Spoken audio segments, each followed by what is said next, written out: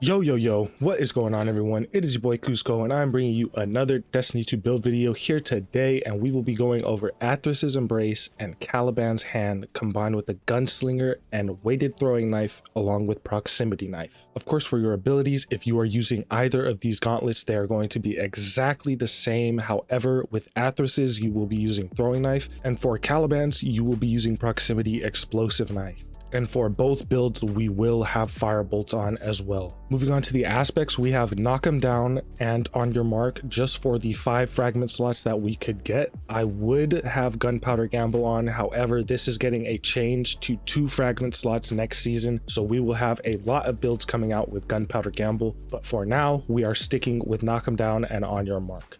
For knock 'em down, this is just going to increase our super projectiles, giving us more projectiles from our blade barrage, as well as while we are radiant, final blows with our throwing knife will fully refund our melee. Along with that, we have on your mark, mainly just because of the 3 fragment slots. Precision final blows grant you and nearby allies increased weapon handling and reload speed for a short duration. This stacks up to 3 times, and activating your class ability immediately grants you maximum stacks of on your mark. On the fragment side of things, yes, it is the same for Caliban's Hand and the same for Athrus's Embrace, so just make sure that you have all of these fragments on, starting off with Ember of Mercy, Ember of Empyrean, Ember of Torches, Ember of Solace, and Ember of Ashes. Ember of Mercy is going to grant us restoration every time we pick up a fire sprite, while Ember of Empyrean is going to allow us to increase the duration of restoration and radiant effects applied to us by getting solar weapon or ability final blows.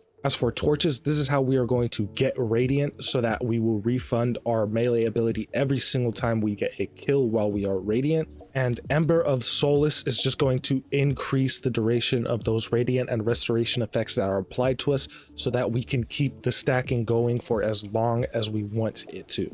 And last but not least, Ember of Ashes. This is going to help us do more damage, making us apply more scorch stacks to targets that we hit with our abilities or any solar explosions. That is basically it for the subclass. The mods are on screen as well if you wanted to see the armor mods. The armor mods for Athrus's Embrace and Caliban's Hand are exactly the same, so put the exact same mods you have on your Athrus's Embrace on your other Caliban's Hand. And go ahead and copy the rest of these armor mods as well as the artifact mods. I have Shattering Orbs, Solar Surge, Bricks from Beyond, Flared Up, Rain of Firebolts, and Prismatic Transfer. Make sure that you have all of these on. What I also wanted to go over are the damage numbers for Weighted Knife and the damage numbers for Proximity Knife by themselves. If you have the empowered Weighted Knife with Athrus's Embrace, you will get a total damage of 242,771 if the enemy is scorched before you throw your throwing knife. As for the Proximity Knife, we get damage numbers of around 80,878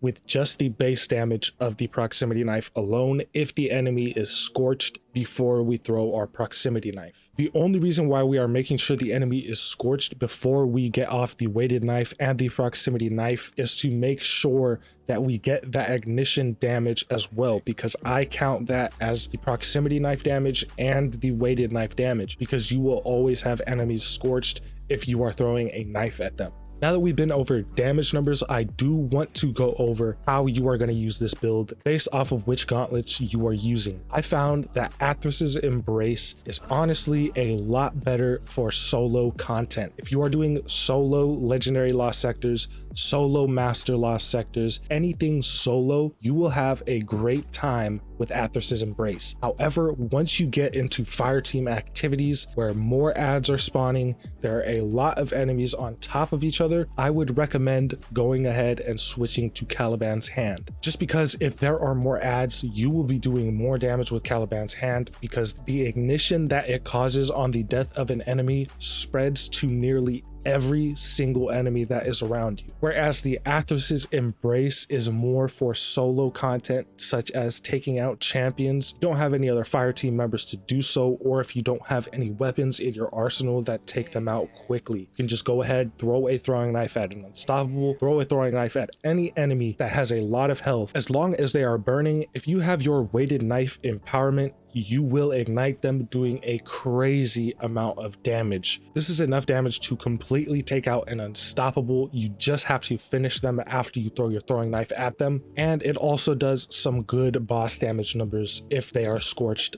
like I was saying earlier. Also, both of these builds do rely heavily on restoration. Therefore, Athros's Embrace, if you are trying to get a throwing knife kill to extend the duration of your radiant and or restoration, the weighted throwing knife does not track targets. However, it can bounce twice, so if you do miss, it can bounce off of a wall, bounce off of the ground, and still hit someone. However, Caliban's hand has tracking. The knife has tracking, so you will really never miss this knife. You could throw it from a mile away, and as long as the knife lands nearby the target, it will slowly start to track towards the target, making it to where you rarely miss with the Caliban's hand, and you miss a lot more with the Athros's Embrace. So if you are looking for a build that is going to keep you alive and allow you to use your melee to get restoration and get your radiant effects up, then Caliban's Hand is the way to go. However, if you want that heavy throwing knife damage,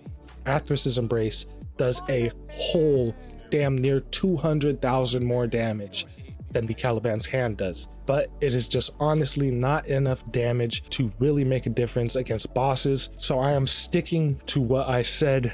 Athros's Embrace for solo content. Anything else, you're going to want to use Caliban's Hand. Make sure that you guys try out both of these gauntlets though, because it is honestly very, very different for each person. You might like Athros's Embrace, you might like Caliban's Hand. It all just depends on what you want to do and your playstyle. As for weapon synergy, any weapon with incandescent, I definitely recommend an LMG with incandescent on it if you do have that. And as for your secondary weapon, any solar weapon that can do major amounts of damage just to make sure that you can get that kill if you don't have your throwing knife. And then of course, primaries, if you wanted to run a Bastion to stun unstoppables, you can. However, Osteostriga is just amazing and can stun those overloads for you. So Osteostriga was what I was using for majority of the time. However, in solo content, when I was using Athros's Embrace, I was running a Bastion just to go ahead and stun the unstoppables for me instead of having to stun them with my throwing knife. With that being said, this is basically it for the build. I hope you all enjoyed this video, and if it did help you out, be sure to leave a like, comment, and subscribe, as it really does help me to push out more videos. As always, before I get out of here, I hope you all have a great day. Make sure you all appreciate everything and everyone you have around you. I love you all, and enjoy the rest of the gameplay. For like a meta grind. Like I like that we're like exploring around and roaming, but when it got to like, okay, let's only do these bounties and go here and just do this for like cash, it kind of lost the fun of it. It lost the fun when no one started playing and I couldn't do any missions anymore because I needed to do it with other people. I found my drinking spot. Like, no, it was kind of the same with the hunter. I was like having fun just going around, and then when you started getting super meta with it, I was like, alright, I'm gonna deal with this. Sir, it's all our fault, water bearer.